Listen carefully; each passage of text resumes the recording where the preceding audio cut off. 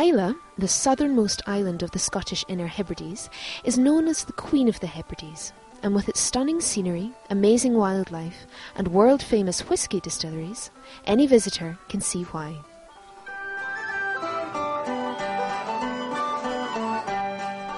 But what really sets Islay apart is the friendliness and warmth of its people, the Islay.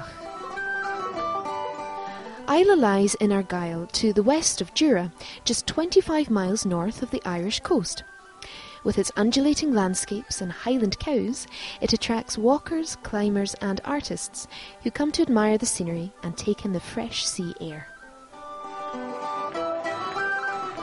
It has an impressive 130 miles of sandy coastline, offering views out over the Atlantic, and a collection of freshwater lochs such as Loch Indal and Loch Gorm, on which one can see wading birds who have migrated to the island from as far afield as the Arctic Circle.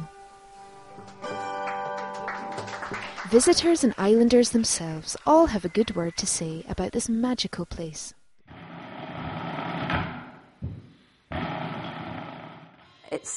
It's wonderful that we've got so many different distilleries here, because that means that we've not just got the whisky, we've got this stunning environment. I mean, it's absolutely a beautiful island, and it's got great wildlife, and there's lots of beaches and things to do. So from that point of view, it does offer a lot.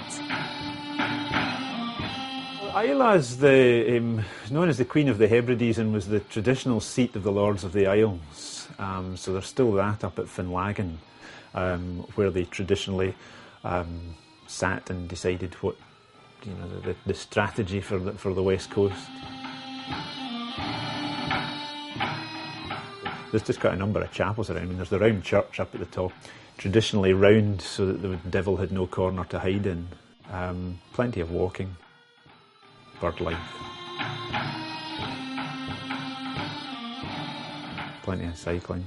Yeah, I mean, there's the notion would be that you could come over to Islay and figure, right, how are we going to fit all this in to 1 week or whatever.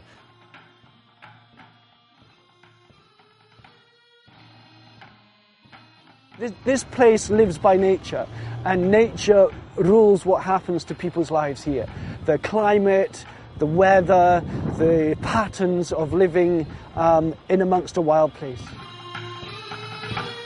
They can be out watching the red deer, or the seals you saw earlier on in Portnahaven, or even an otter, or the geese that have just flown by that have come all the way from Arctic Canada, 3,500 miles, to spend the winter here.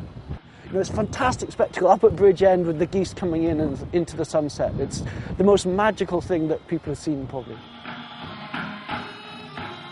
Islay's got very good products. You've got the best seafood you can come across, local shellfish.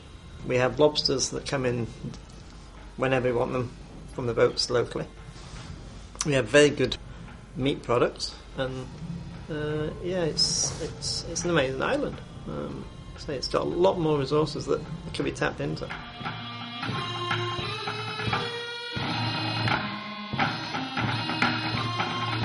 Basically, I look after visitors coming to the island, and it's my pride and my joy to share my island with people from all corners, in fact.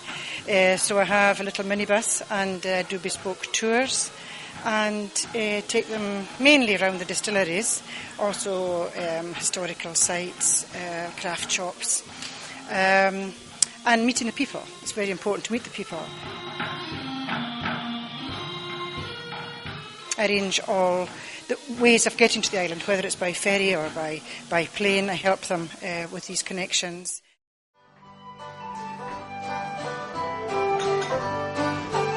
The difficulty in getting here makes it that wee bit more special as well. You've got to make an effort, and it's worth making that effort, but it just makes it that wee bit more special when you get here. It leaves a big impression. We're also from an island ourselves in the Netherlands, and this is much rougher. It's a beautiful sight here, actually, and the colors, and it's very nice. We enjoy Islay, and even in winter, it's still a magical island, and it still has an atmosphere different to any of the other Hebridean islands. And it's not just the whisky, but that does help. It's just the pace of life, and everybody's friendly. Everybody speaks. We'll wave to each other in the cars and things. It's just a way of life.